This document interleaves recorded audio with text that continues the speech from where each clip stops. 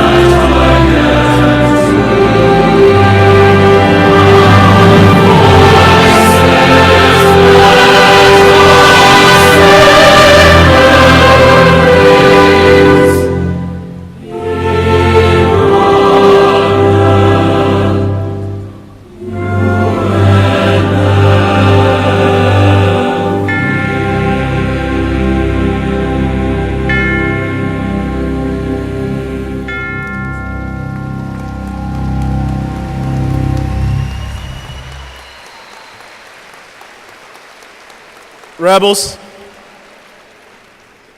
those in front of you are some of the brightest minds, not only in Nevada, not only in this nation, but in the world, and they have dedicated their lives to make you better. Let's hear it one more time for the amazing faculty and staff of UNLV.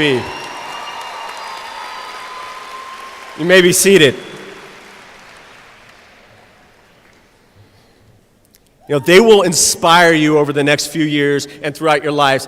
You're going to meet people today, as I did 20 years ago, who will change your life. But they don't do it alone.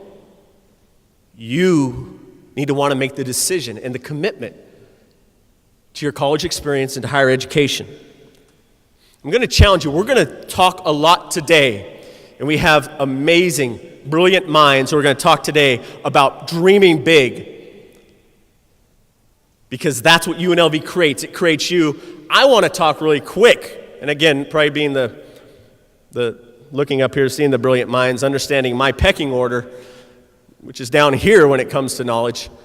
I want to talk really quick about acting small. Think big, act small. Think big, act small. As you go out throughout your college career, throughout life, think big, act small. What I mean by that is act on the small things. Don't let ego get in the way of saying act small. We talked about ego and envy during the summer. But act small.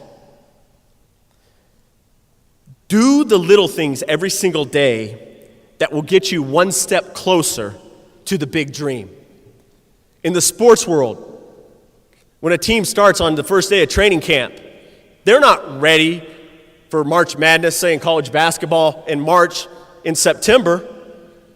They want to improve the starting point. Tomorrow, are we better than we were yesterday? 1 week from now, are we better than we were today?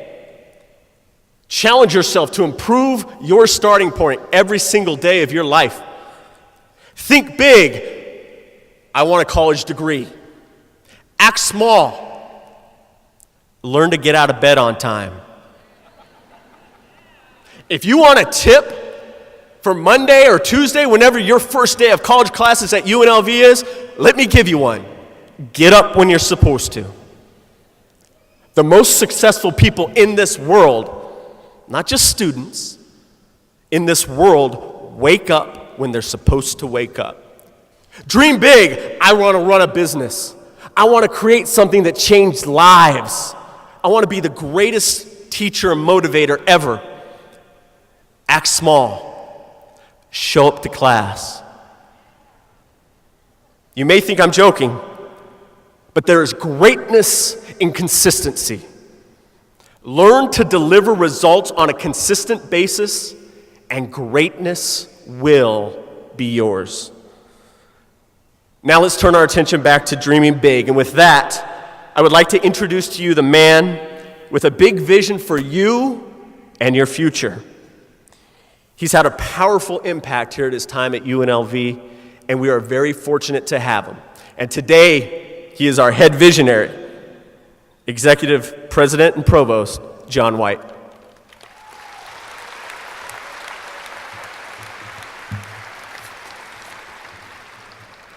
Is everybody excited about being at UNLV? That's what we like to hear. We're excited for you because this is a great time. You're joining a university that is on the move, and you're giving yourself an opportunity to enhance your life. It's not going to be easy at every point, but it's going to be very, very, very fun. Today we're going to do a number of things. You started this morning with excellent sort of opportunity to get to know one another, to see how big this class is, how excited people are to be here.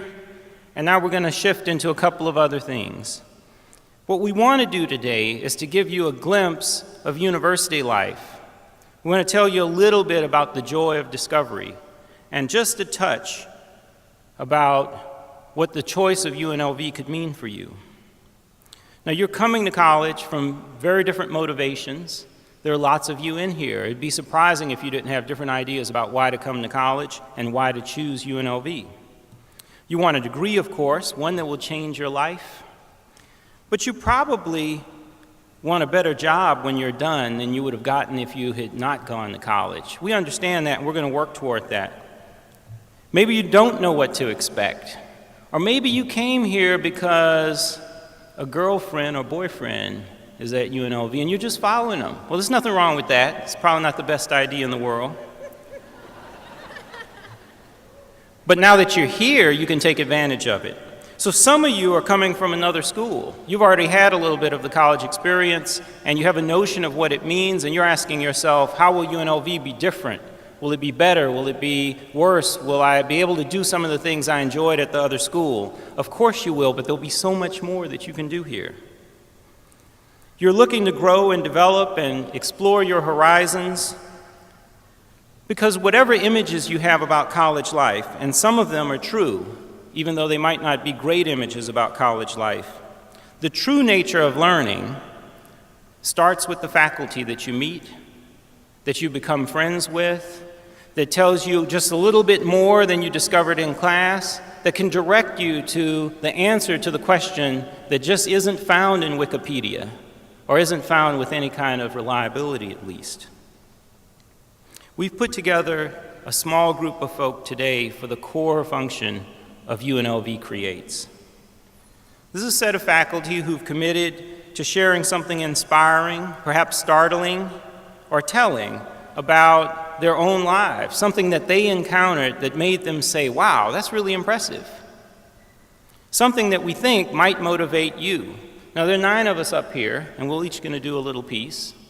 And maybe my piece won't excite you, but maybe somebody else's piece will. But this highlights the wonder of the university.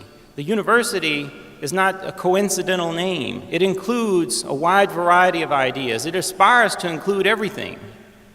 And within that, you can find your motivation. You can find the thing that surprises you, startles you, and excites you, that makes you love learning. And in the meantime, you'll go to class, you'll get good grades, you'll get your degree, and you'll go off in life, and maybe you'll spend your time doing something you never imagined doing, but you'll always have that thing that you discovered here that excites you and that you can continue to cultivate on your own. In some instances, you'll say, I love it so much, I'm going to go to graduate school and learn more and more and more about it. That's what we hope to give you a small glimpse of here with UNLV Creates. Now, you've seen a large proportion of our faculty come here to meet you today. When you see us on stage with our little pieces and our amateur performances, you can say to yourself, somebody in this long row of seats, somebody in this large group of faculty has the idea that is going to excite me, and I need to meet them tomorrow. And as you do, theirs is an offer. It's an offer to give you what we only insinuate today. Find them because they want you to create.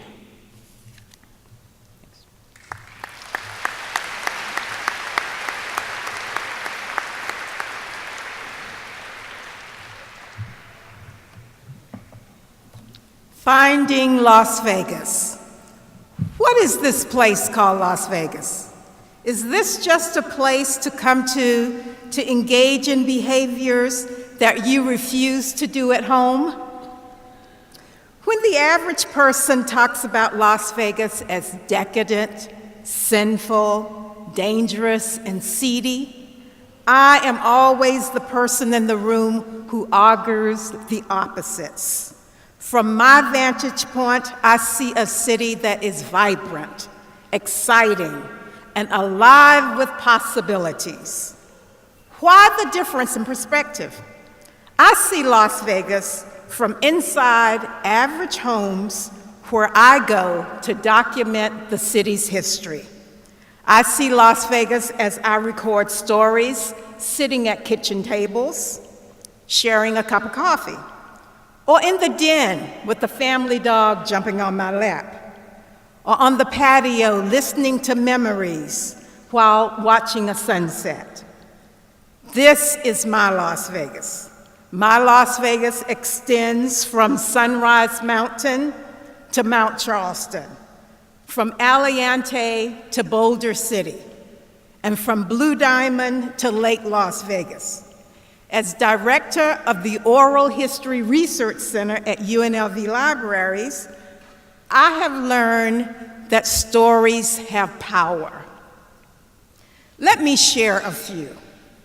One Saturday morning, a woman told me, "I am a sharecropper from Arkansas who attended school only when the weather was bad. In good weather, I worked in the fields. My first job in Las Vegas as a maid paid me more than I had ever earned in my life." When I interviewed an early doctor, he said, "I am a doctor who moved to Las Vegas at the end of World War II. Still in uniform, on my way to Los Angeles, I entered a downtown hotel where the bellhop saw my medical insignia and said, 'We need doctors here. Why don't you stay?' The doctors at the first Las Vegas hospital downtown at Ogden and 8th Streets were tickled to see another doctor moving to Las Vegas. A dancer. So I met Frank Rosenthal at the Stardust Coffee Shop as requested. He said, 'I want to talk to you about helping me with the Lido show.' He said, 'I'm the entertainment director, and I don't know a blankety-blank thing about entertainment.' He said, 'But Pat, I want you as lead dancer and company manager to teach me how to do this.' So I had certain respect for him. He said, 'Anything I set my mind to, I learn. So I need just somebody to teach me, and you're that person.'"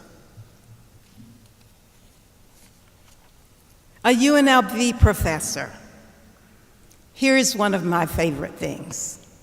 At night, I live in a place called John S. Park. The streets are empty, and they're full of trees. I walk around at night and plan my lectures. I could be in a small town in Oregon or in the Northeast, yet it's kind of nice to see the Las Vegas skyline. I walk and I prepare for my students. It's one of my favorite things. An attorney. When I finished the bachelor's degree, I really didn't have any place to go. I stayed and I worked on a master's degree, earned that, worked for 2 years in the Upward Bound program, and then committed myself to do more. A PhD or law school. I decided law school. Went to law school, came back to UNLV, studied for the bar exam at the study rooms in UNLV's library. And I passed the bar exam without taking the bar review course. I interviewed for the district attorney's office where I wanted to work. And he said, "I hired a black person at one time, and it didn't work out." So I called the soon-to-be governor, and he said, "Assuming I'm elected, you'll get the same opportunity as everyone else." And that's what he gave me.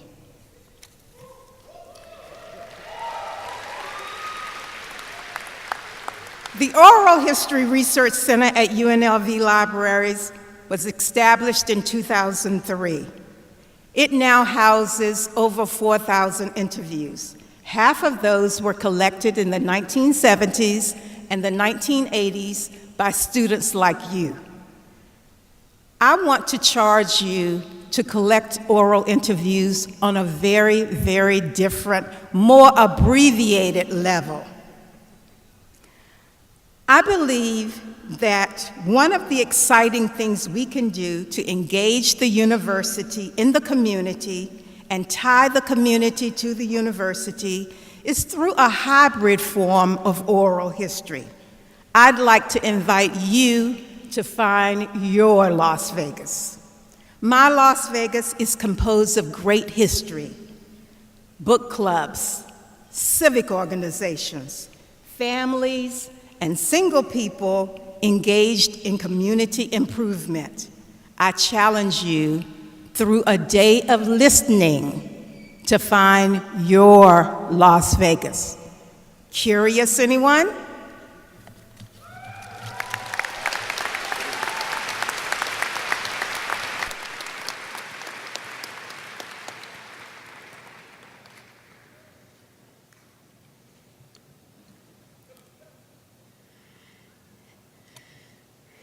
As human beings, we all have basic fundamental needs.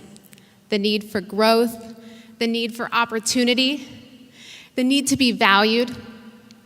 9 years ago, when I was sitting where you are today, I had no idea what was in store for me. This morning, I'm going to share how UNLV opened my world to all of those things and more, and how you too can have a fulfilling experience as a rebel at UNLV. Starting with accountability, taking 100% responsibility for your experience and the outcome of your pursuits. There was a national study conducted that revealed the one similar quality that the top 3% of employees in any field or industry embodied. And while there may be a few different qualities that come to mind, this one similar quality was an attitude of, every single day, the success of the company depends on me. Every single day, my experience at UNLV depends on me. And with that, every single day, your experience at UNLV will depend on you. I don't know about you, but I like to be in control of the things that I can control. And with time being one of our most precious resources and commodities, you've already committed to being here physically for the next 4 years. So you might as well commit intellectually, academically, emotionally, and in every way that you can. We have an obligation to define and develop our strengths, our talents, and utilize them to serve on a larger platform.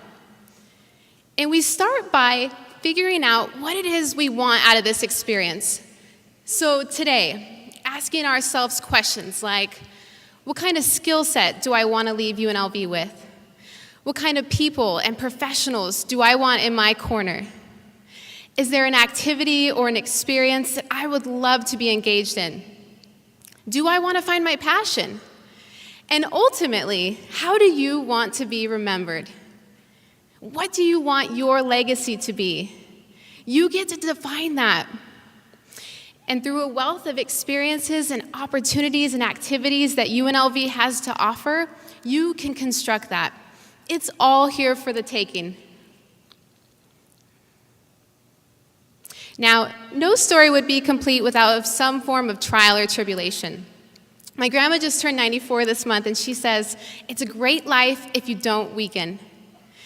In 2005, I was at the height of my playing career as a collegiate student athlete at UNLV. Our team had a bid to the NCAA regionals, and I had a chance to play with Team USA that summer. The next 3 years were full of injuries and health issues that kept me sidelined from the softball field for 3 seasons. Needless to say, this was my biggest obstacle. I had to figure out who I was without athletics. And I share this with you because you too will face some form of adversity or trial during your time here. And you see, we have choices as to how we're going to view our situation. So for me, option 1, could have become a bad teammate, taken on the victim mentality, poor me. I could have let it affect other areas like my academics. I could have lost my scholarship and thrown it all away. Option B, positive expectancy, knowing that if I worked hard enough, my time would come again. Using this time away as an opportunity to explore other interests and things that I could possibly become good at. Learning how to be a great teammate and leader while I wasn't on the field. Ultimately, this was a transformational process. And every single day, I envisioned my first at-bat back being a home run. Well, you're never going to believe this, but my first at-bat back in 3 seasons was a home run. And I don't share this story because I'm proud of any one single accomplishment or achievement. I'm proud of the frame of reference and the lens that I chose to view my adverse circumstance. So, when adversity comes your way, how will you respond? And finally, the process. Embracing this incredible, once-in-a-lifetime opportunity. You get to do it once. Malcolm Gladwell in his book talks about the 10,000-hour rule. And if you persist, practice, and devote 10,000 hours in any area, you have the chance to become world-class or expertise in that particular field. We have to consider every single day that we're here as contributing to those hours. Big picture, everything matters. And we do this through our thought process. Our thoughts manifest our entire reality. And I'll say that again because I think it's really important. Our thoughts manifest our entire reality. The only limits that we truly have in life are the limits that we place upon ourselves. What kind of thoughts do we manifest? Are they thoughts that fuel us and give us energy, an open mind, vulnerability, and confidence to take on the day? Or are our thoughts limiting, self-sabotaging? Do they make us feel small, ultimately holding us back from achieving and being everything that we are capable of becoming? We have the choice as to which power and how we view our thoughts, which thoughts we give our power to. Do our thoughts serve us? My favorite counselor at UNLV always talked about mindfulness and bringing it back to the purpose. What you did before you got here is in the past. And what you think is going to happen while you're here definitely has not happened yet. But what you do have is the power of now and being mindful of every single moment. Be present. And last, the uncomfortable parts. There is no way that standing on stage and delivering a speech in front of thousands of new students, colleagues, peers, my professors, is something that is comfortable or comes natural or with ease to me. But one day, I have a goal of being a great speaker, to share my message in a meaningful and impactful way. And so I have to start somewhere. And pushing ourselves to the things that we fear most are sometimes the things that are most worth our while. If you feel uncomfortable during any part of this process, you're doing it right. We have to feel the fear and do it anyway, as they say. So in summary, we can have and hire people to do certain things for us, but we can't have anyone do our push-ups for us. We won't get any value out of them. We have to get in there and do them ourselves. Be accountable for this experience. When adversity comes knocking on your door, what frame of reference will you choose to persist? We have to be our own biggest support systems and our own biggest fan. And last, the process, because I believe that the learning moments and the action we have to take and the mistakes along the way and the growth that takes place in process and pursuit to our goal is sometimes even more fulfilling than when we actually earn it, that end result. So, whoever you are in this room, be somebody that you want to be proud of. And students, welcome to the best years of your life and your Rebel in the Making.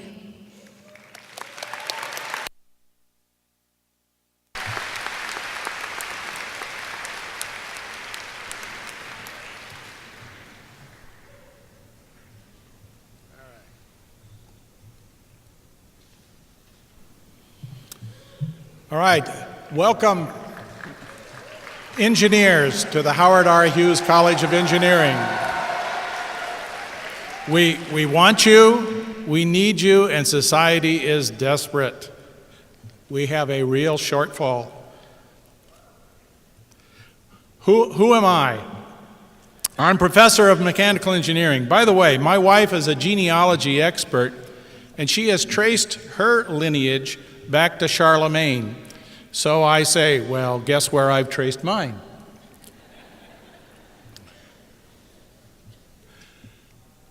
Scientists discover and they search for the missing laws, these things that we don't know with regards to nature.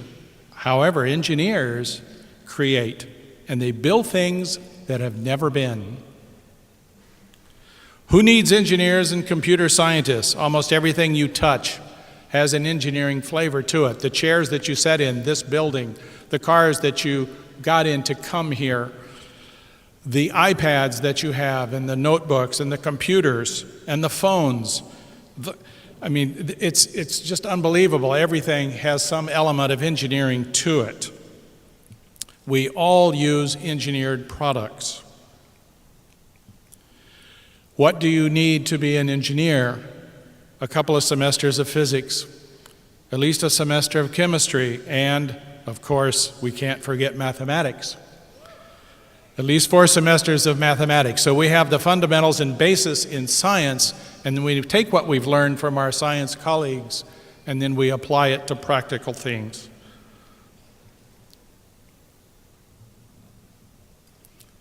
The engineering majors that we have: civil and environmental, construction management, computer science, electrical engineering, computer engineering, entertainment engineering and design. We do this with the College of Fine Arts.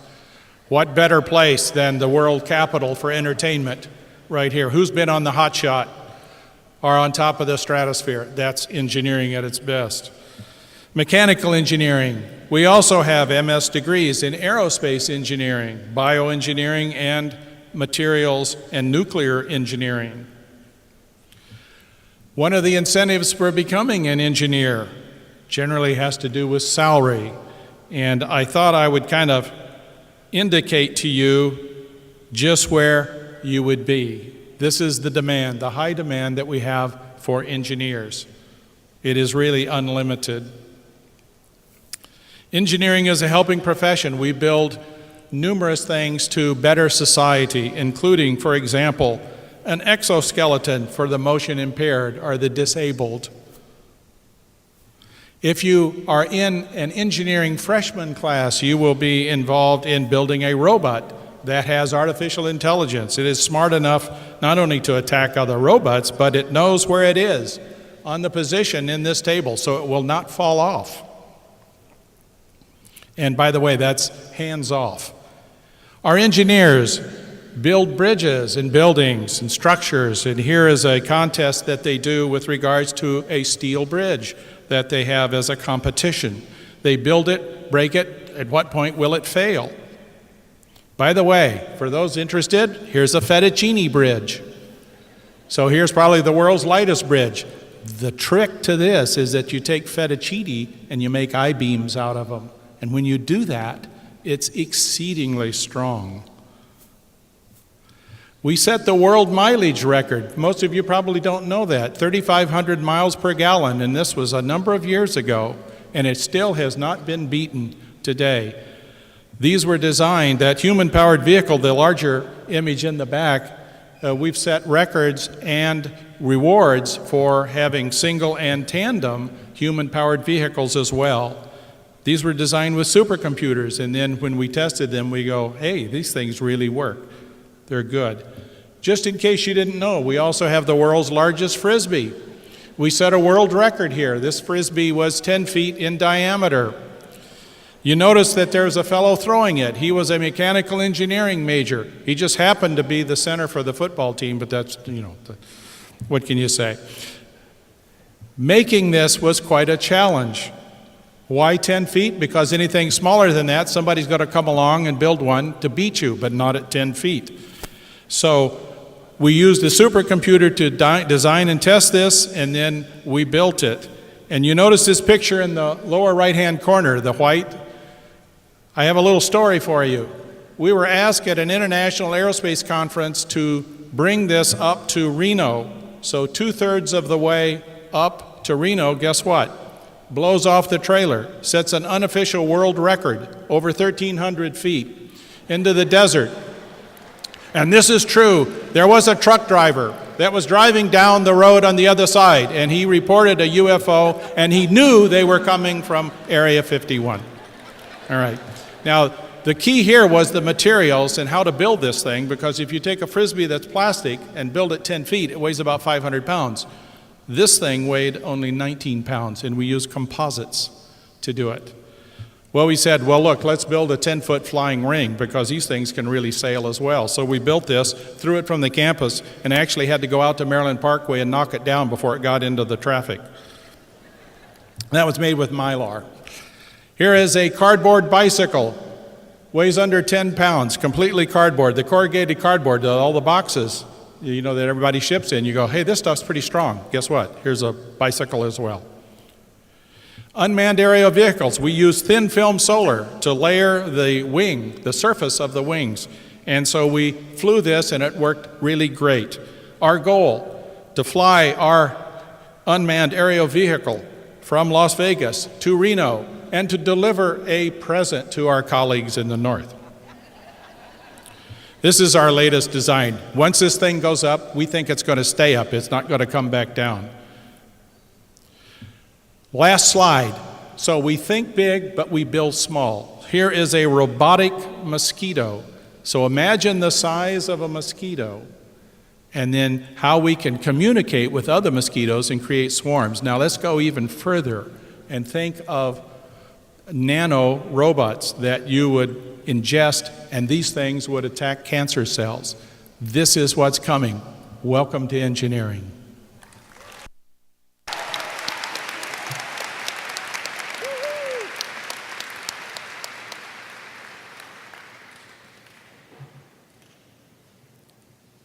So sometimes you'll be going about your business, learning something or building on something that you picked up earlier in your career, and then you'll stumble on something that'll just make you say, wow, what is that? That's what I'm going to talk about. So this is Natasha Trethewey. She's the Poet Laureate of the United States. And this is her book, Native Guard, from 2006, a collection of poems. This is Gulfport, Mississippi. Actually, Gulfport's a little bit to the left of that dot, but it works nicely. This is where she was born. She was raised here and in Georgia.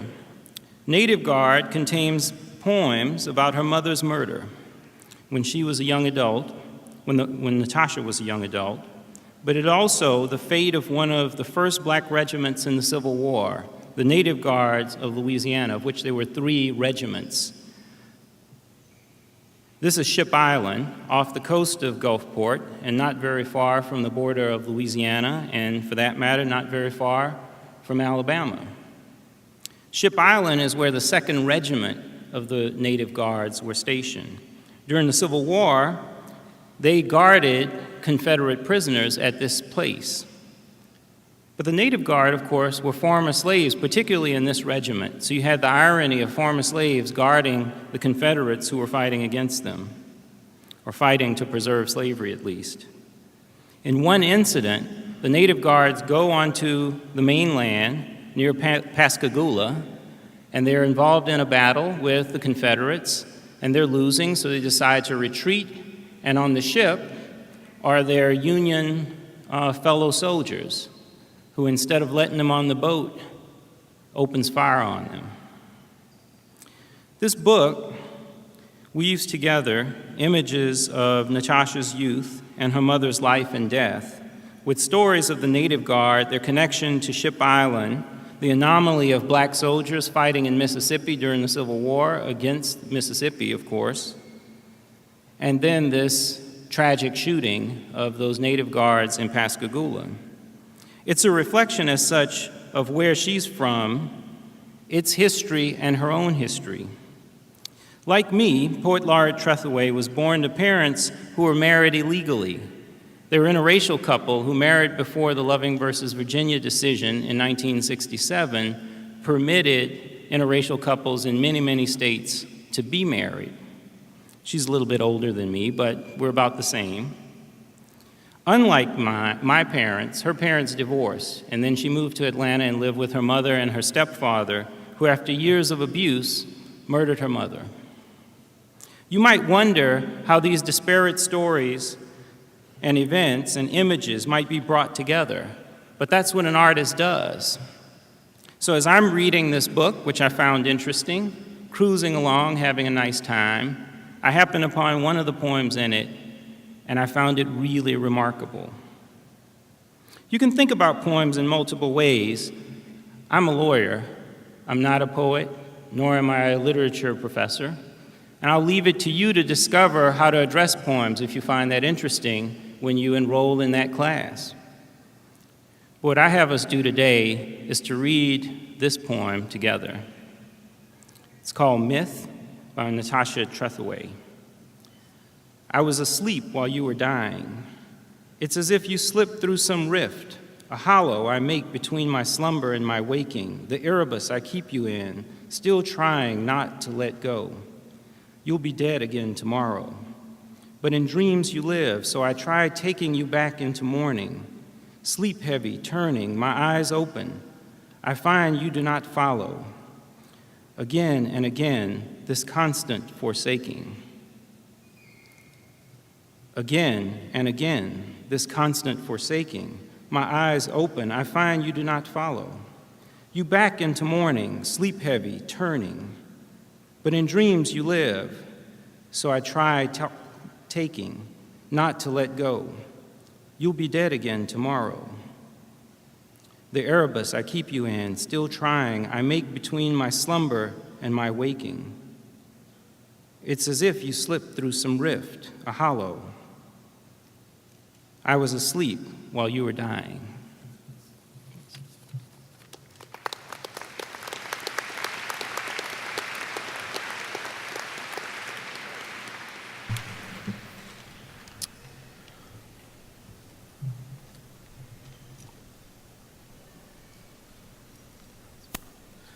My name is John Joseph Starkey, and I'm an academic advisor for the Lee Business School.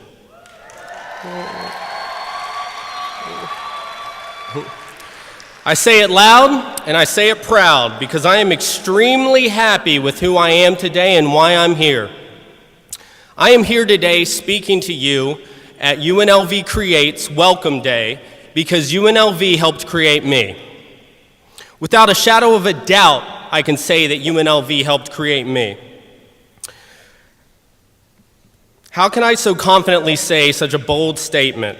Well, I'll tell you how. I can say that UNLV helped create me because exactly 8 years ago, I was sitting in the same spot you're in, listening during Welcome Day and orientation. Let's paint the picture for you. It was August of 2005.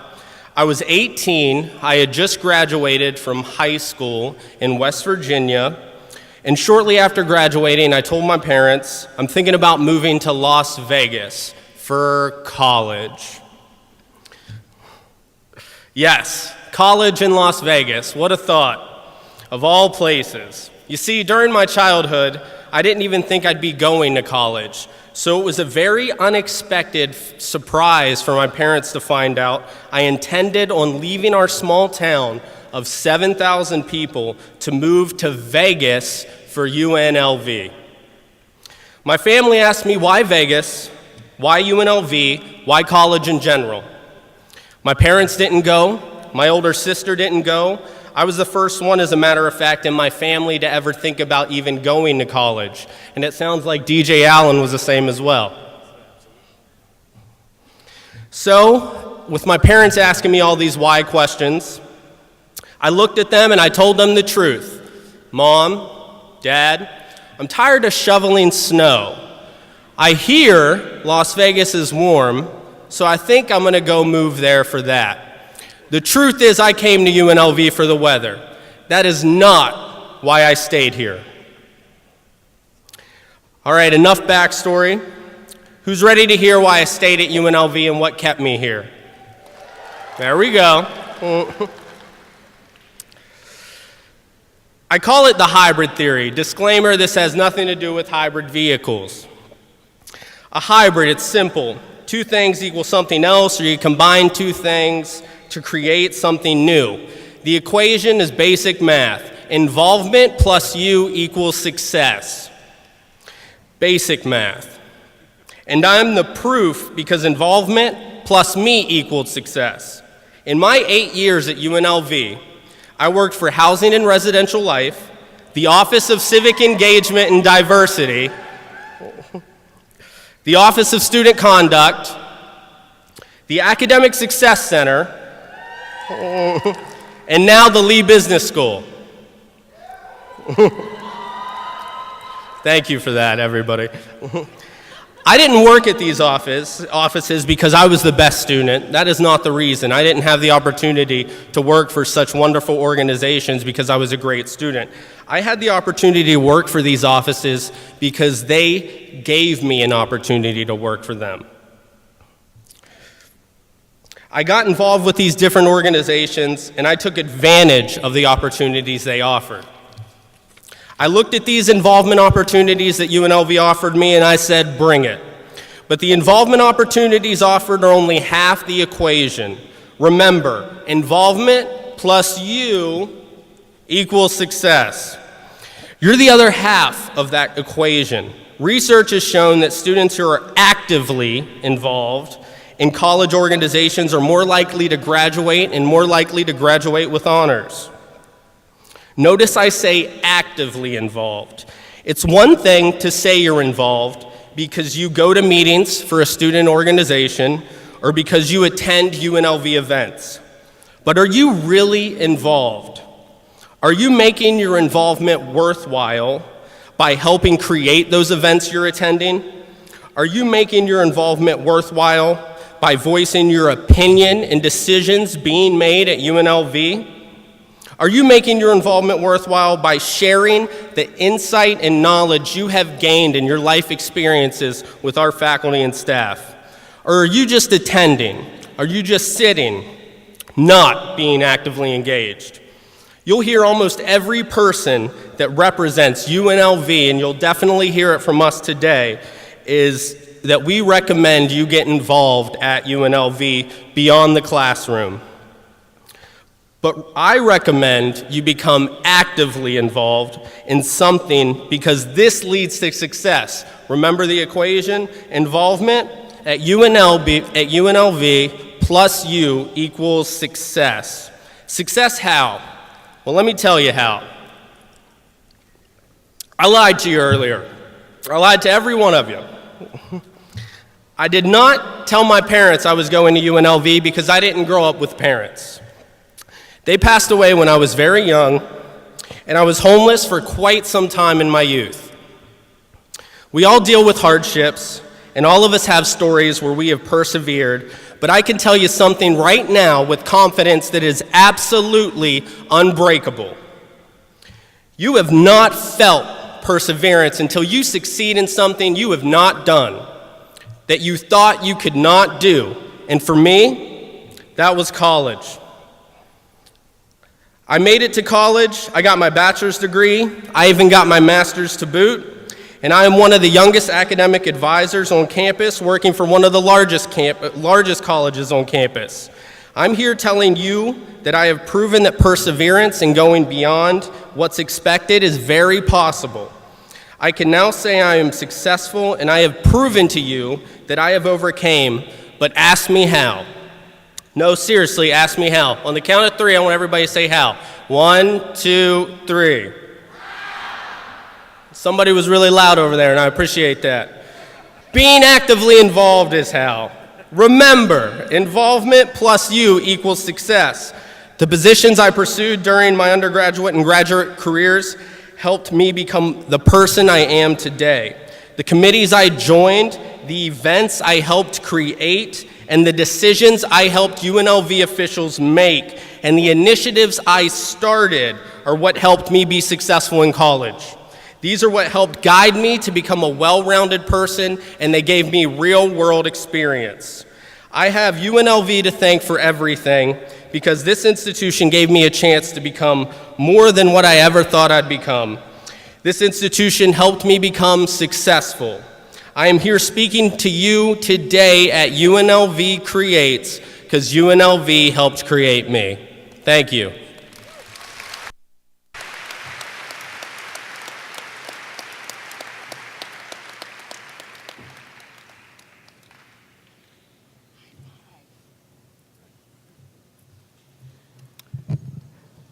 And now for something completely different. I'm Steve Rowland, professor of geology, and I'm going to take us back 190 million years to the Jurassic period. North America was part of a supercontinent, and southern Nevada was part of the largest desert that ever existed on Earth. This is what southern Nevada looked like in the Jurassic period. And the rocks in Red Rock Canyon and Valley of Fire State Park are the petrified sand dunes of that Jurassic desert. This is the footprint of a dinosaur that lived here in southern Nevada 190 million years ago. The discovery of that fossil dinosaur track just 2 years ago led to a research project for my students and me to describe and interpret the animals that lived in the Jurassic desert of southern Nevada. We'll return to the dinosaur tracks in just a couple minutes. In addition to the tracks of dinosaurs, we're finding the fossil footprints of proto-mammals. This is one of my undergraduate students studying proto-mammal footprints in Valley of Fire State Park. Approximately 100 footprints are preserved at this site. We measure them, graph them, interpret them.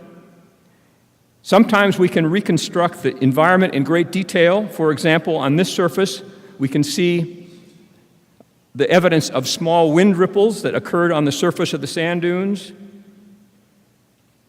which tells us something about the environment that these animals were living in. Microscopic analysis helps us understand how strongly the wind was blowing.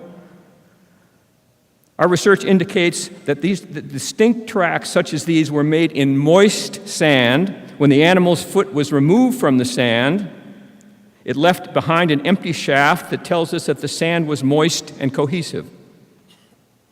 So we know that the tracks were placed into a moist layer of wind-rippled, poorly sorted sand on the slip face of a sand dune. This is what the proto-mammals looked like that left behind these footprints. They were about the size of a squirrel. Studying fossil footprints with my students allows us to reconstruct the behavior of animals that lived in the geologic past. The dinosaurs that lived here in southern Nevada were not big sauropods like the ones you see right here. In fact, they were small carnivorous theropods like these. And the way we study them, in part, is by doing what's called photogrammetry, which involves overlapping photos. So we're able to reconstruct detailed topographic maps, such as this one on the right, with a contour interval of 1 millimeter, leading to oblique views and cross-sections that help us reconstruct the details of that footprint.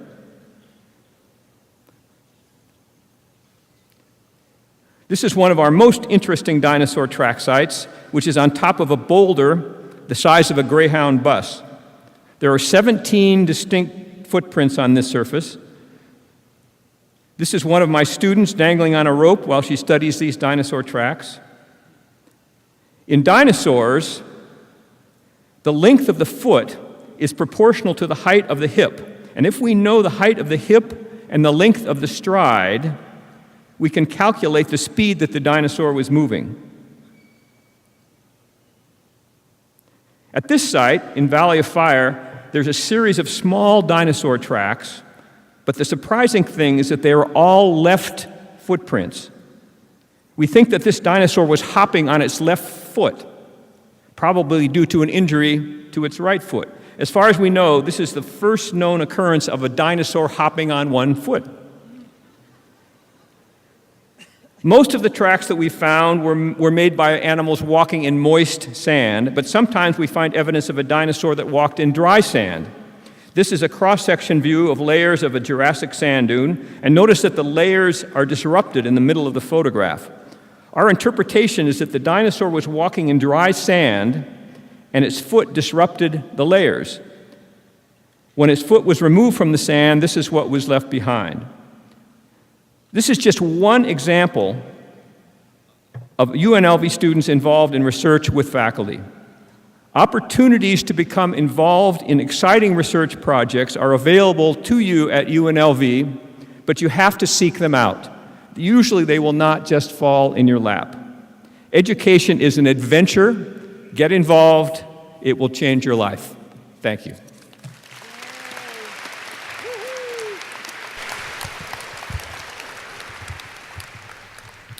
Welcome to UNLV.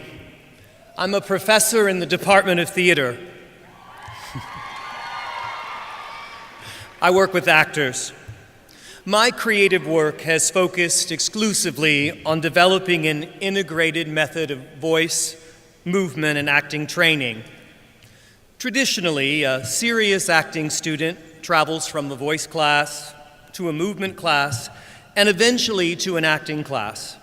And this often occurs with no formal instruction on how these seemingly disparate disciplines work together. It's a little like learning to ride a bike by practicing steering one day, pedaling the next, and followed by a day of instruction in balance. There had to be a better way. I am certain that skills learned in isolation often remain isolated. My students and I began researching an integrated method of actor training that would unite the acting curriculum. In 2007, my book, The Expressive Actor, Integrated Voice, Movement, and Actor Training was published, outlining the results of our collective research.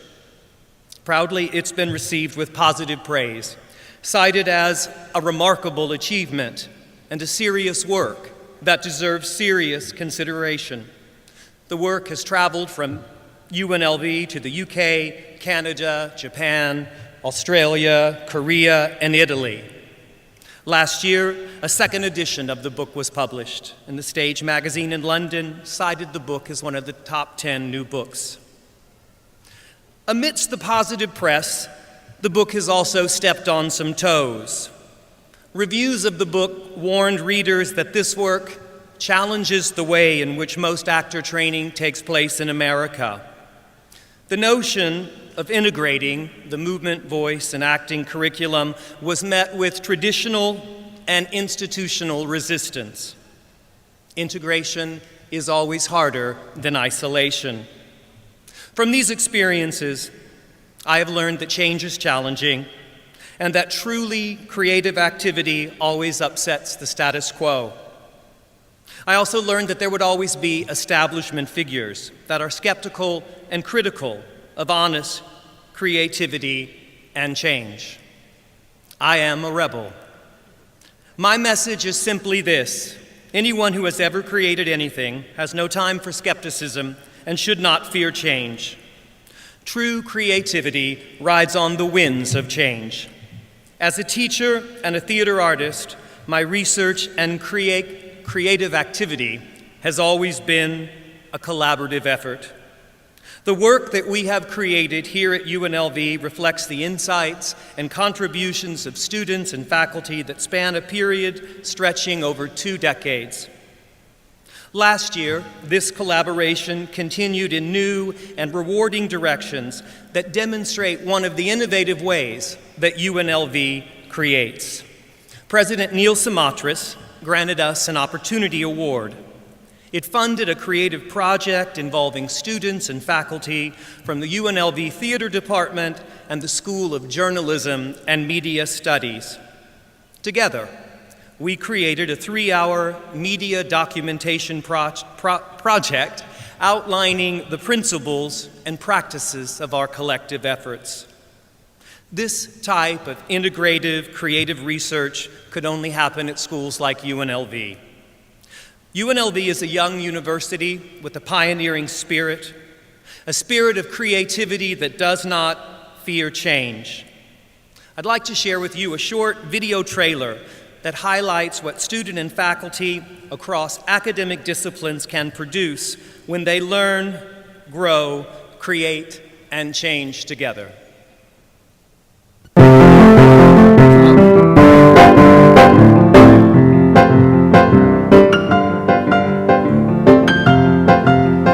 I believe that the study of acting should begin with physical action.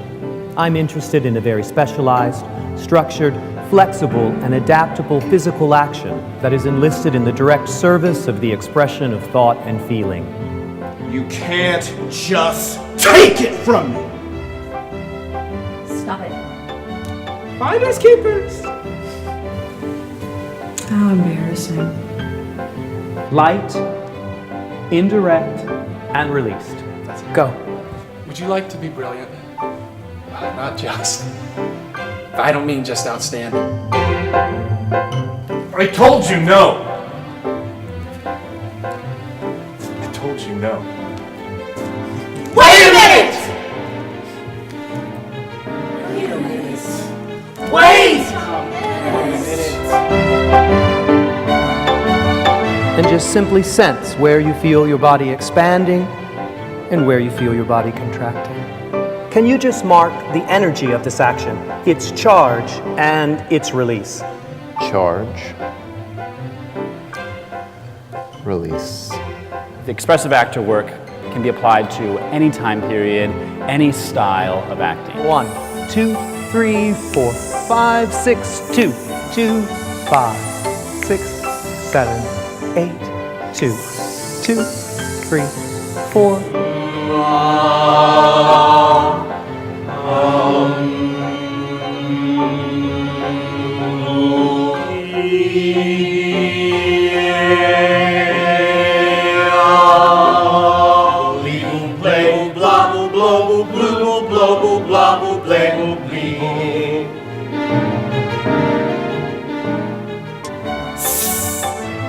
Put a sound on that.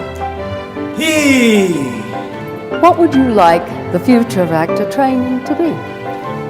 More integrated, I think. Yeah? Yes, definitely. I don't want to define myself as a voice teacher or a movement teacher. Right. I just want to say I teach actors.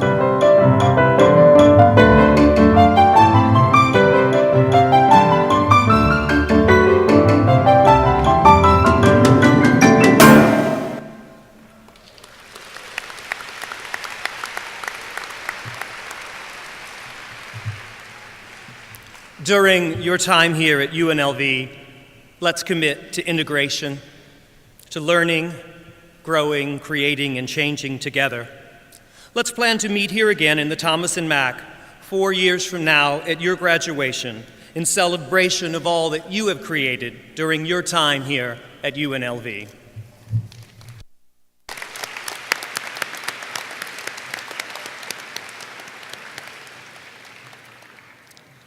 Good morning, everybody. Fellow Rebels, welcome to UNLV. My name is Ginger Zhang. I'm a graduate research assistant in Urban Sustainability Initiatives program under Vice President of Research and in the College of Engineering, Department of Mechanical Engineering. It's an honor here today to present with all the other prestigious faculties. I'm actually here today to share my story with you on one of the most exciting projects here on campus that I'm fortunately a part of, the Desert Soul. Desert Soul is UNLV's entry to the U.S. Department of Energy's design competition, Solar Decathlon. The biannual event challenges 20 collegiate teams in the world to design and build and operate a net zero solar-powered house, and we are UNLV's first ever Solar Decathlon team. There are 10 contests in the competition, just like an Olympic decathlon, and the goal is to create a solar-powered house that is cost-effective, energy efficient, and attractive. The winner of the competition is a team that best blends affordability, consumer appeal, and design excellence with optimal energy production and maximum efficiency. And we have named our entry in this year's Solar Decathlon Desert Soul. It's an ultra-efficient home designed for the Mojave Desert environment using solar energy as the only fuel source, and it's our answer to how to live sustainably in the desert, and we're calling it the soul of the Mojave. Throughout the project, we have over hundreds of students across from over 10 different disciplines who has worked on the project.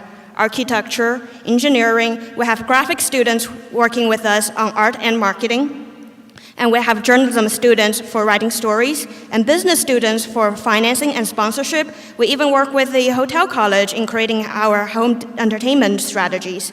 All that is part of creation, something we come to college, come to UNLV to learn, and you'll find out soon that creation is a process of taking the big idea to a paper, and then from paper to something real.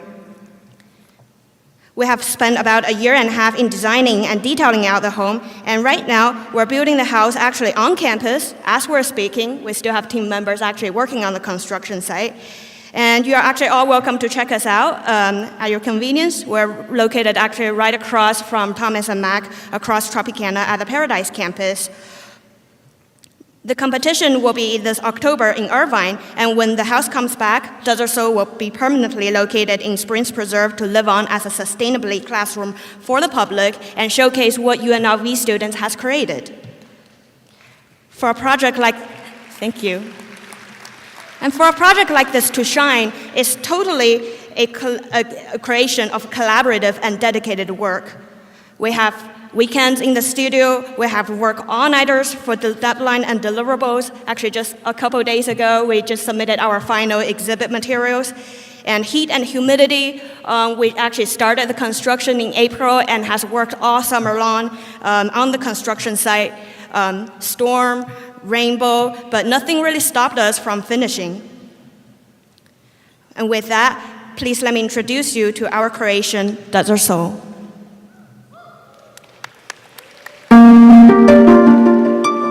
We live in the Mojave Desert, arid, windy, sunny, where Las Vegas was born. In the desert, we learn to live with the sun that warms us when we are cold, the sun that shines brutally in the heat of summer, the solar engine, the solution to live sustainably in the desert, the soul of the Mojave. Water is the life giver in the desert, and Las Vegas was nurtured by the springs. With 4 inches of rain each year, we capture the occasional storm runoff, collecting to the fountain, which provides evaporative cooling and other uses. Desert Soul is envisioned as an ultra-efficient vacation home. It offers an escape, a base camp for desert explorations. Whether it's used as a weekend getaway or a seasonal retreat, it is designed to embody the Mojave Desert. Clad in pre-weathered materials, the house lives and ages gracefully in this challenging environment. Equipped with photovoltaic panels and solar thermal collectors, the house can sustain itself and generate power. The digitally fabricated screens provide the much-needed shade in the summer. In the winter, the screens retract to passively warm the space with direct sun. The house is designed in 2 modules, which can be easily transported and assembled in many locations in the Southwest region. The public and private spaces are linked by the bridge between modules. Our structural design incorporates advanced framing techniques, which saves 30% in lumber and provides a more insulated envelope. The folding doors completely open, allowing entertaining activities to spill to the outdoor space, where the weather is beautiful 9 months out of the year. When it's too warm for comfort, the cool tower can be used to provide passive cooling. As the water droplets fall, its gravity pulls the cooled air through and out of the tower, then onto the deck. Cooking, dining, and entertaining all happen in this reconfigurable living space. Ample storage is incorporated in the built-in cabinets. A user-friendly home automation system ensures the home is operated in the most efficient way. At the tap of a smart pad, residents can control the ambiance of their home. While crossing over the bridge to the bedroom, access is provided to the bath and laundry areas. In addition, a convenient workspace enjoys natural lighting and views of the Mojave Desert.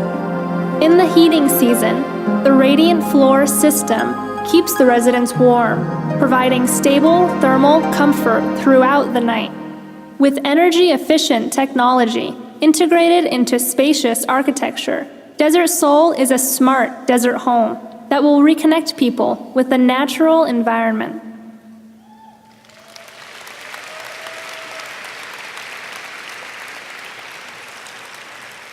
And if you want to see Desert Soul live, like I said, our construction site is actually across from Thomas and McGack, across Tropicana in the Paradise campus on the soccer field. We're installing solar panels as of right now. The house will be taken apart and transported to Irvine for competition this October. We actually have a team send-off on August 30th, and you can follow us on Facebook, see the construction progress, Twitter. And this video was produced by our students. The house is totally designed and built by us. The whole project is student-run under the faculty support. I'm extremely proud of our team's work, and I'm really thankful for UNLV to give us the opportunity to gain these kind of life-changing experience. You'll make friends throughout these projects. And for the fellow rebels in the house today, this is just one of many fun projects you could be involved in on campus. So just be social, be collaborative, be creative, challenge yourself, challenge others, have big ideas, but also be detail-orientated, and be super passionate about what you want to do, and make your UNLV experience here ridiculously amazing and awesome. Thank you.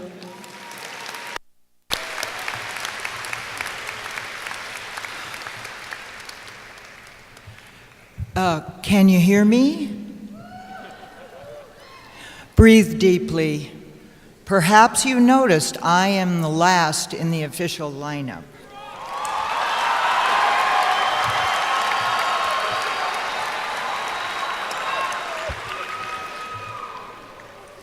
We have explored many of the opportunities that UNLV will offer you.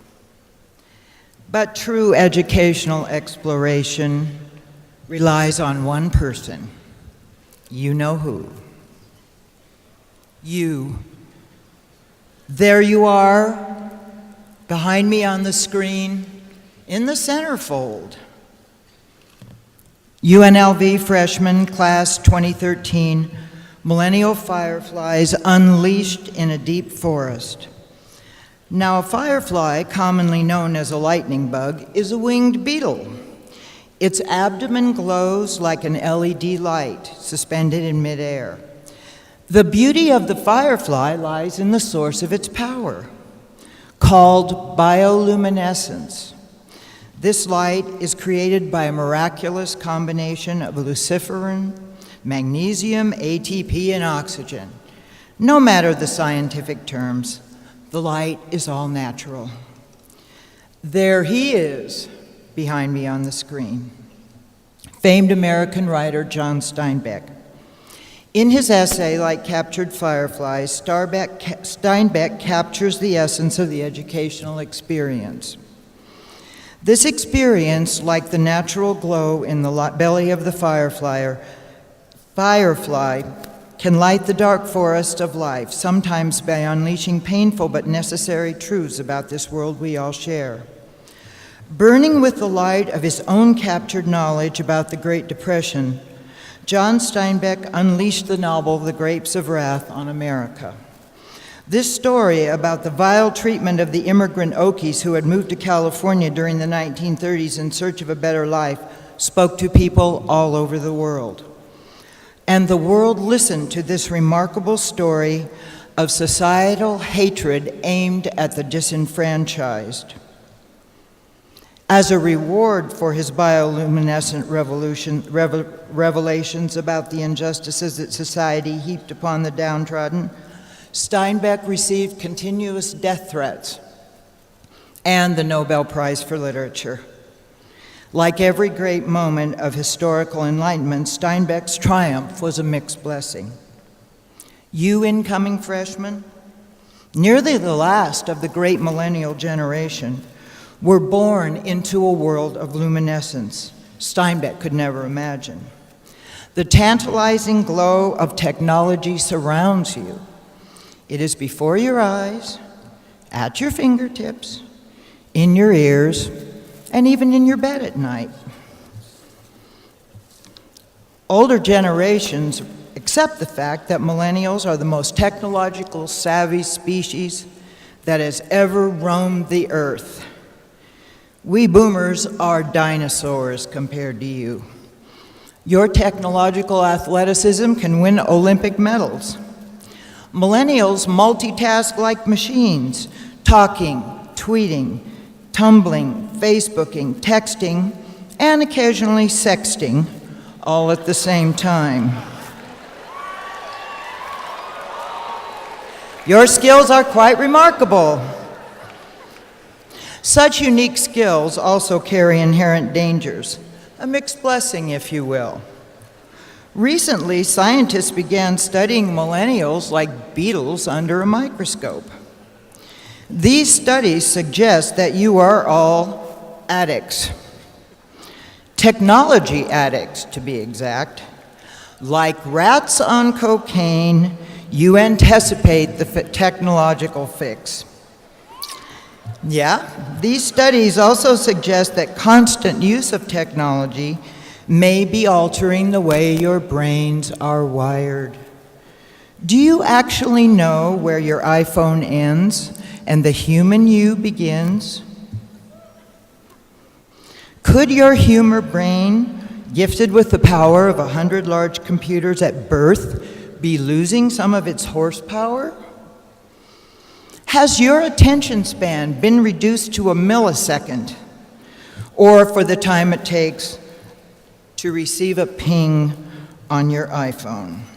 You, the 2013 genus and species of LED learners, have come to UNLV to find answers to questions like these. For when this UNLV Creates presentation ends, you enter a new world. Not entirely new, of course. Whiteboards, PowerPoint presentations, and bare gray concrete walls await you. But some things are different. You have chosen to come to this place of learning. Some of you are the first in your family to attend college. Some of you blew the top off the entrance exams and are eager to compete with the best of the best. Many of you will have to work as hard as Edwin did last year as a freshman. He endured a full-time job at the Stratosphere until midnight, 5 to 6 days a week. His family needed the financial help.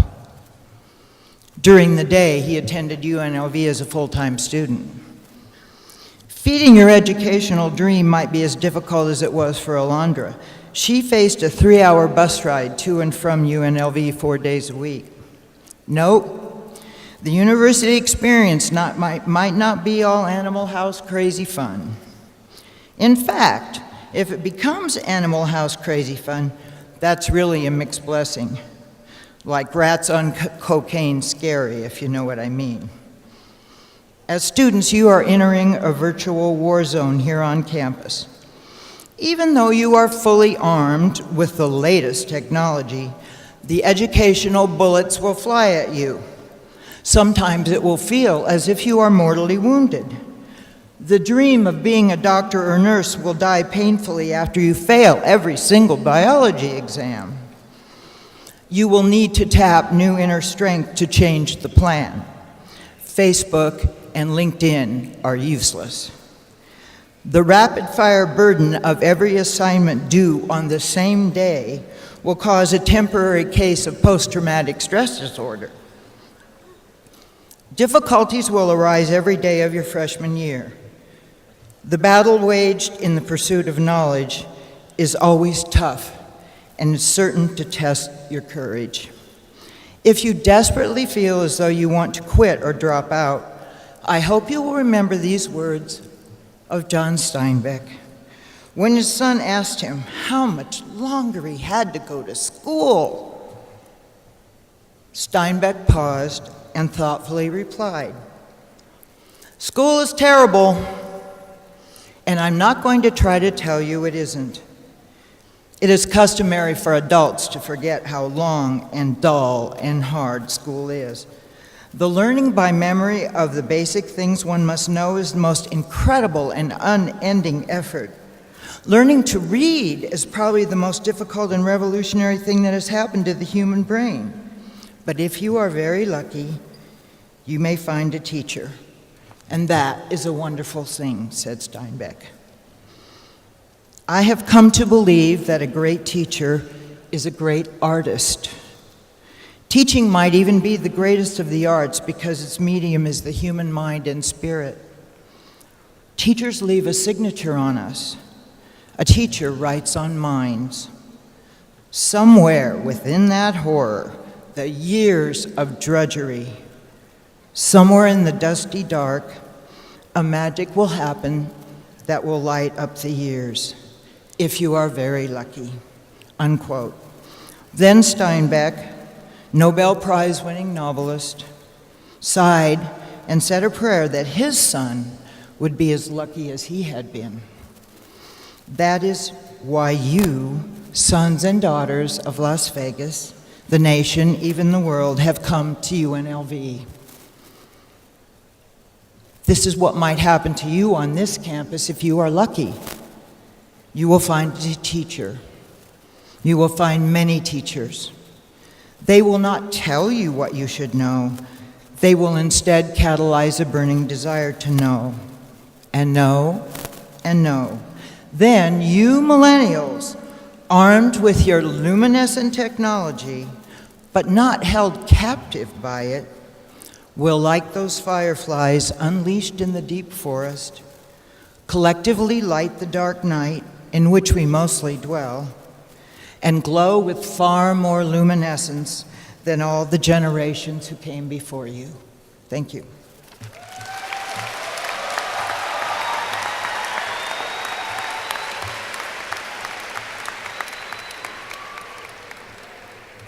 Another round of applause, perhaps, for our faculty and staff who've worked hard.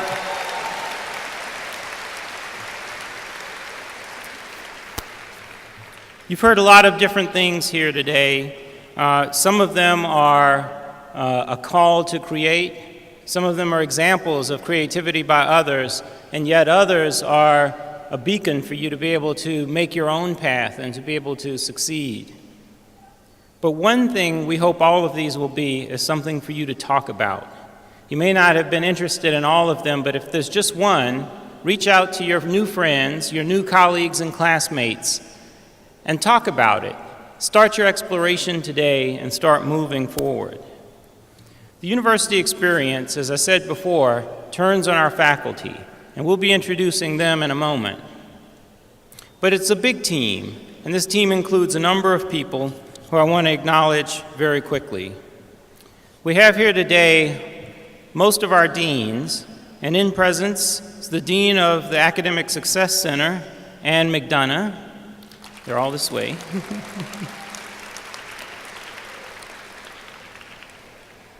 Representing the College of Business, Jillian Naylor, Associate Professor and Chair.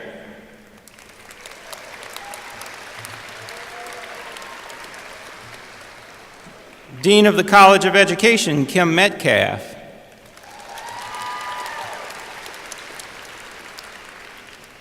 Dean of the Howard Hughes College of Engineering, Rama Venkat.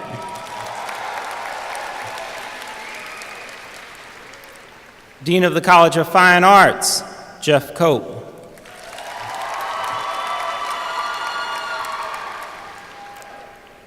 Dean of the College of Community Health and Sciences and representing all of health sciences, Sean Gerstenberger.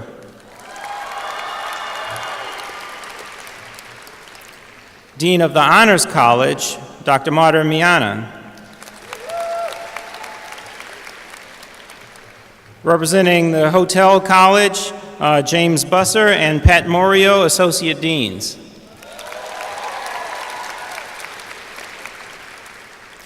Representing Liberal Arts, Associate Dean Jennifer Keene. Dean of the College of Sciences, Tim Porter. Dean of the Greenspun College of Urban Affairs, David Henry. And Dean of University Libraries, Patty Iannuzzi.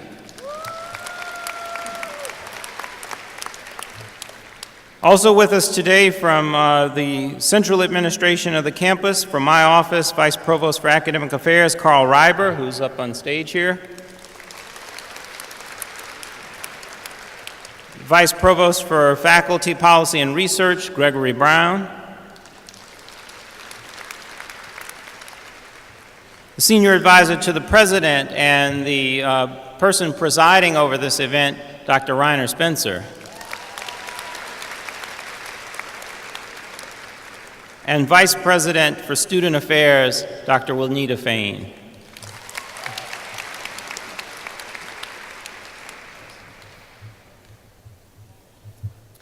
This time we actually have a special guest who just dropped by. I want to say a couple quick words. Having worked and being involved with this university now for a long time, when you're looking for a president of a university, as a student, what I would want is a brilliant academic mind, someone who cares about others, students, faculty, staff, the community, and someone with passion, true passion. And we're lucky at UNLV to have a president like that who cares about UNLV, cares about you. He's done amazing things since he's been here, and most importantly, he's just a good dude. Ladies and gentlemen, let's welcome the president of UNLV, Neil Simatras.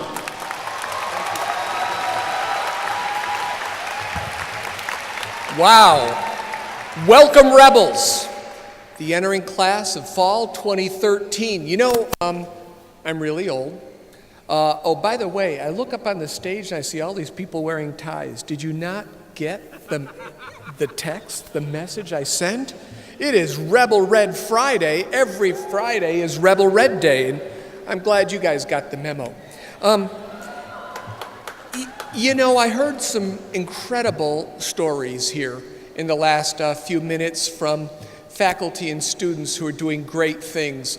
To show you how old I am, try to imagine going to college when all the information in the world lived in books and very occasionally on television. If you wanted to make a phone call, you had to have a pocket full of dimes and quarters and find the nearest payphone. Life has changed. I can access, and so can you, easily millions of times more information on my iPhone now than I could in days of research as a college student. You live in a world that's changing rapidly. You live in an environment that is going to be one of the most nurturing, stimulating, exciting environments that you have ever been in if you let it be that environment. When I went to school, there was this crazy idea that you kind of scared your students into trying to perform. And we used to get a lecture, and by trade, I'm a biologist. Are there any scientists in the audience? Scientists? No. Biologists? Chemistry majors? What happened? I heard cheers for hotel. I heard cheers for engineering. I hope there's a few guys out there who might be pre-meds or science majors. Thank you. I know where my tribe lives now. I'll come see you later. But we had this crazy thing that happened. A professor would get up in front of us, say your organic chemistry professor, and they'd say, look to the right, look to the left. One of you won't be here by the end of the semester. That is not what we believe. We believe that you've come here as part of a community. We believe that you are going to be successful. So here's what I'm going to tell you right now. You ready? Look to the right. Look to the left. You are looking at the future leaders, the future innovators, the entrepreneurs, the superstars, the performing artists, the IT innovators, the scientists, the doctors, the people who will run the Strip and the largest global gaming enterprise in the world, you are looking at people who will be successful. And it's our job to help make sure and ensure that you're going to be successful.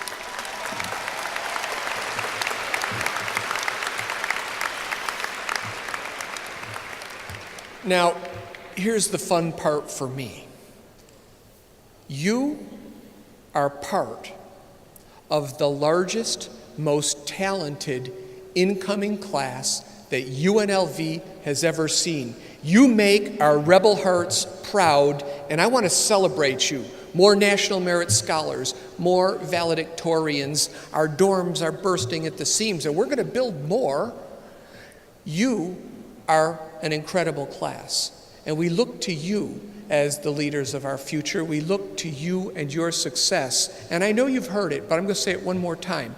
Stay enrolled, get help, talk to your advisors, talk to your colleagues and your students. Make sure you're communicating with your professors, because we're here to lift you up. We're here to let you visualize a future that we have not yet created, because you will be the ones creating that future.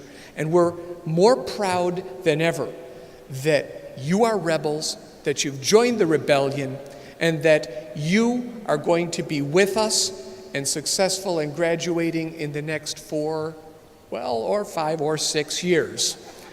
So, with that, I want you to also look around this building and to say, I know that the purpose of an academic convocation isn't necessarily to be the same as a pep rally, but you are in the Thomas and Mack.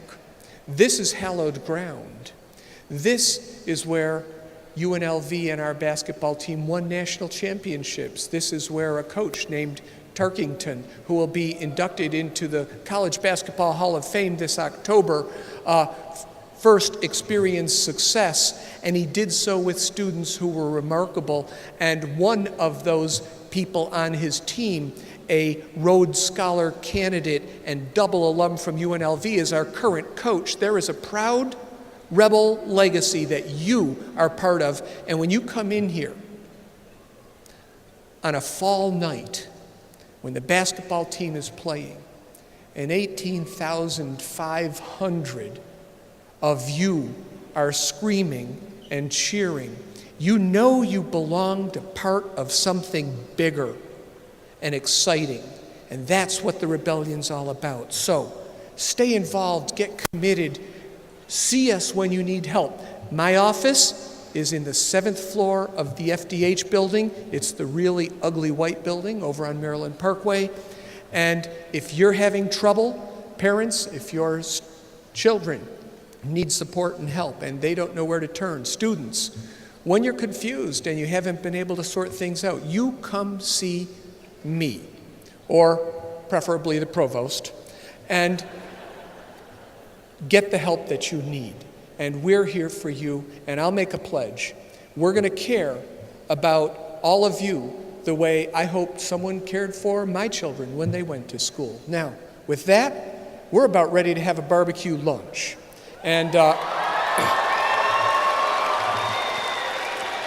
I'm going to go see if I can burn a couple hamburgers just for you. And I hope you have an incredible day. I hope your weekend is wonderful. And I know your year is going to be great. And I end with something real simple. You're going to hear it a lot. Go Rebels!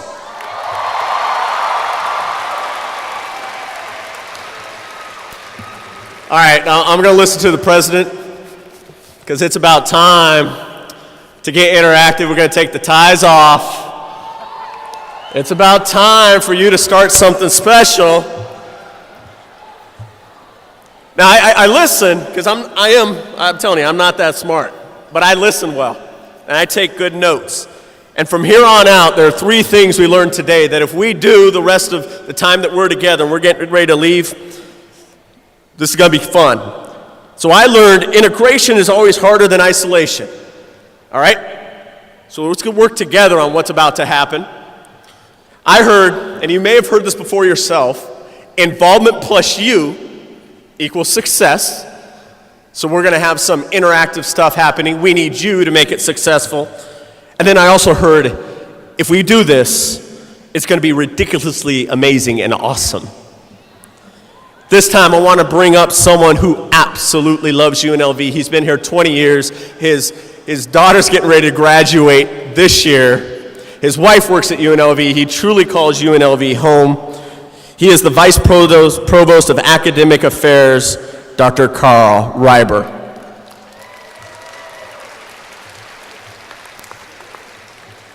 All right, we're coming up to the end here. We have just a few more things to do before you can go out and have some food and enjoy life. First, I want to thank you for coming. I've seen most of you before because I talked to many of you at the new student orientation, both the students and the parents. I want to thank the parents for coming today. It's your support that's going to get students through some of the tough times ahead of them. It's your continued support that will allow them to succeed at UNLV. It's going to allow them to graduate and fulfill their dreams. And it's your support that's going to carry them beyond graduation. And that's exemplified by the fact that even our executive vice provost and president, our executive vice president and provost, parents are here to cheer him on. That's John White's parents came just today to support him. Thank you. Now, I want to talk to students today. You've all come to UNLV for new student orientation in small groups.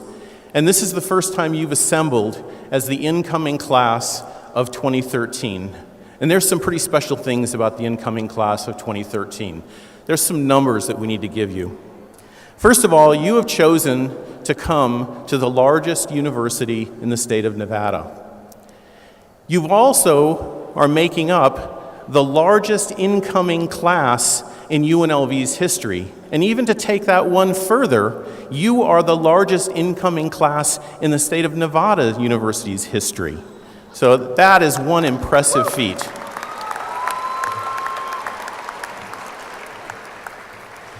"65% of you are incoming freshmen for the first time stepping foot on campus. 35% of you are transferring to UNLV. You've chosen UNLV because it's a great university and you expect a great education. And as faculty, we promise to do that for you. You are contributing in terms of diversity to the 8th most diverse student body at a university in the nation. And we're incredibly proud of that. Because having a diverse student body means we have diverse minds, ideas, and thoughts that work together to create new ideas, and you should be congratulated on that.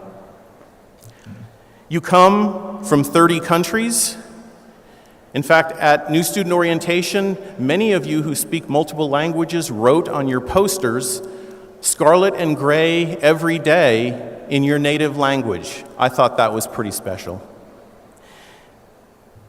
You come from 46 states and 3 territories. The age span of the incoming class of 2013 is truly remarkable. We have someone who is starting at the age of 14. Yes. And we have someone who is continuing their education at age 72. 3 generations worth, yes.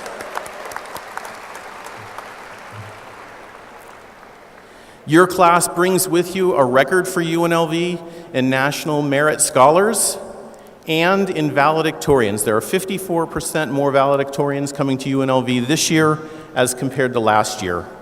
That's pretty special. Now, these are numbers. I want to also talk about what's in your heart.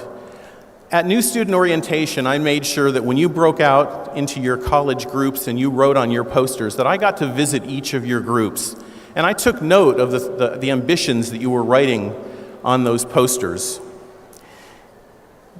You, as entering students, have fabulous ambitions. You want to become doctors and nurses and lawyers, artists, dancers, business owners, and accountants, and much, much more. These are incredible goals that you have set for yourself. You also want to have fun at UNLV. You want to go to football games. You want to go to basketball games and be part of the rebellion in this house, our house. You want to work with the community and you want to work with people in need. You want to make Nevada and the region better to live in. The goals that you wrote down on those posters, we want you to carry with you to graduation and beyond. Remember, graduation begins today. Now, for the formal part of today's ceremony, I would like all of the entering class of 2013 to stand, please. And your academic cords will be distributed. I want to talk a little bit about those academic cords as they're distributed. These cords are meant to remind you of a pledge that you're going to take in just a few minutes. But I want to give you a little bit of sentiment in terms of these cords. You're going to take these cords home today, and I want you to hang them somewhere very prominent in your home or your room, on a mirror, on a coat hook, on your bedpost. And every day when you come home from school, I want you to look at that cord, and I want you to be reminded of the pledge that you're going to take. I want you to be reminded of the hard work that you're going to put into your education. When you take a test and get an A on it, I want you to come home and touch that cord. When you get a good grade on a really tough assignment, I want you to come home and touch that cord. And in your last semester at UNLV, when you're getting ready to graduate, I want you to put your cap and gown on, and I want you to take that cord and I want you to wear it.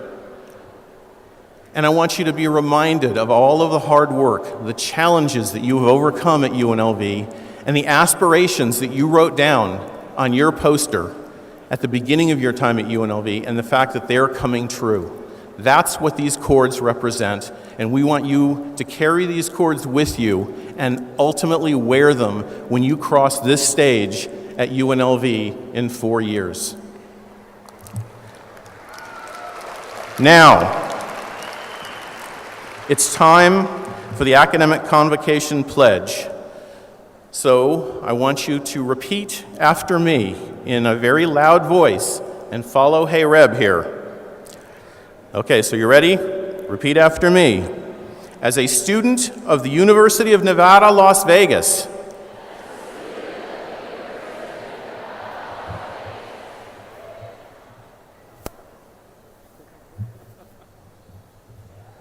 Hey Reb thinks you can do better. Louder. All right, you ready? As a student of the University of Nevada, Las Vegas, there you go. I commit to maximizing my experience as a rebel.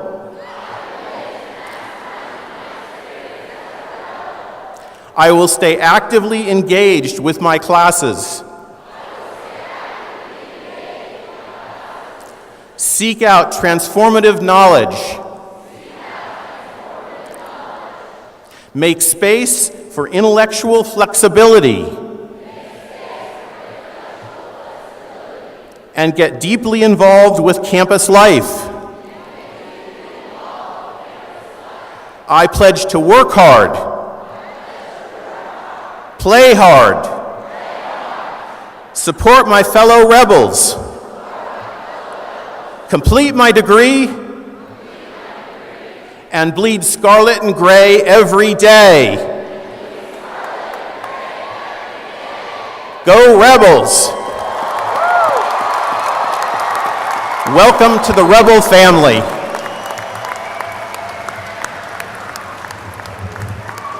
Everybody, while you're standing, we do something here in the Thomas Mack like nobody else. Rebels! Everybody!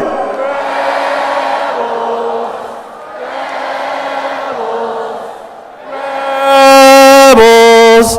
Rebels! Now all together, make some noise! Yeah! All right. I guess get a little bit of money away right now. Yeah! At orientation this summer, we hosted a resource expo, and many students at the expo completed one of the Graduation Begins Here cards.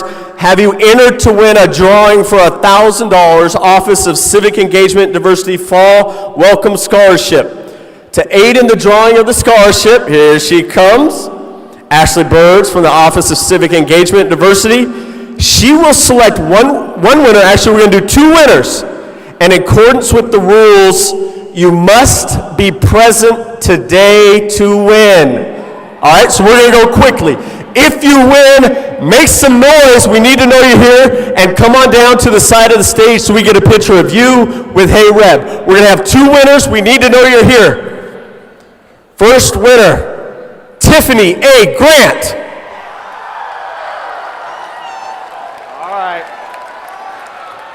Oh, I see someone here. Yeah! All right. Tiffany, Adam, there you go. All right, hey, Robbie, ready? Sherry May Bernardo.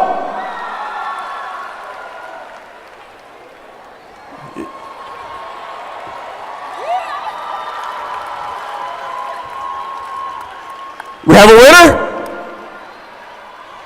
Come on down. Yeah, all right, come on down, everybody. Perfect. Hey, Rob, let's I tell you, why don't we come off to the side to get our picture? Hey, everybody, let's hear it for the best mascot in the Mountain West. Hey, Rob. Head on down for your picture. All right. Obviously, anytime Head Reb is in the house, we think about UNLV Athletics. And UNLV Athletics really is the front porch to the university. You can all be seated just really quick. We're almost done. At this time, I want to do a quick video, very quick 1-minute video about UNLV Athletics.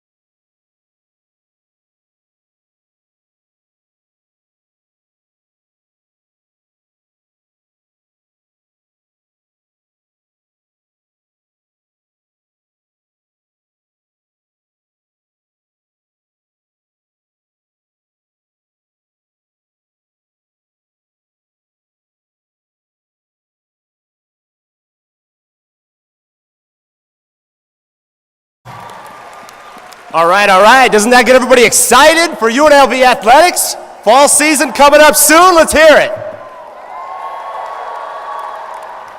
Hello, everybody. My name is Marcus Paff. I'm with the marketing department here at UNLV Athletics. I want to take some time to, first of all, say welcome to everybody in attendance. I know you guys have been sitting around for a while this morning, so I will make this brief, but wanted to make you aware of all of the opportunities that are available to you here on this great campus. First of all, athletics, 17 varsity sports. That's what we have here at UNLV. Very proud of each and every one of them. And something that you may not be aware of as new students, they are free to each and every one of you. That's right, all 17 sports are free to you. And what I want to talk to you about today, or at least encourage you to do, is to take advantage of this. It's a special time in each and every one of your lives coming to college. It's going to be a great experience, and one of the ways that you can really maximize that excitement and those opportunities is to come out and support your peers with the athletic teams. It's a great social event, and again, just something that's going to be a lot of fun. I encourage you to come out and show your support. Our fall sports schedule, believe it or not, actually gets underway next week. We have both volleyball and women's soccer on August 30th getting underway, as well as men's soccer on September 6th. So it's coming up fast. And then if you take a look up at the Jumbotron or the scoreboard hanging in the middle of the Thomas and Mack Center here, you'll notice Sam Jam 2013, the home opener for our Rebel football team is also coming up quite fast. That's September 7th, a 7:30 kick, UNLV in Arizona. And I want to encourage each and every one of you to come out to Sam Boyd Stadium that Saturday night, have some fun, and support our football team. We really need you there, and I know our football team, having spoke with them, is excited to have all the students out this year and showing their support. I want to tell you how to get your tickets because, again, as we talked about, they are free to students. And we try to make this as easy as possible for each and every one of you. There are 3 ways that we would encourage you to go about doing that. UNLVtickets.com. I got to believe and again, every one of you are familiar with UNLVtickets.com. You see the spots on TV, you hear the radio. That's the perfect way for you to go about getting your tickets. There's a print-at-home option if you go online. And again, tickets are free. All you got to do, have your Rebel card ready, print those babies at home, and come on out on game day and show your support. If you do not want to print at home or for some reason can't, there's a couple of other ways you can do it. You can go to the Thomas and Mack Center box office, or you can go to the Sam Boyd Stadium box office on game day. Both of those are perfectly acceptable as well. And then finally, one other ticketing note that I want to make aware to all of the parents and relatives in attendance tonight. We are offering a special $17 ticket to you, a normally $25 end zone seat for $17 today if you're able to get up and purchase at one of the box office locations.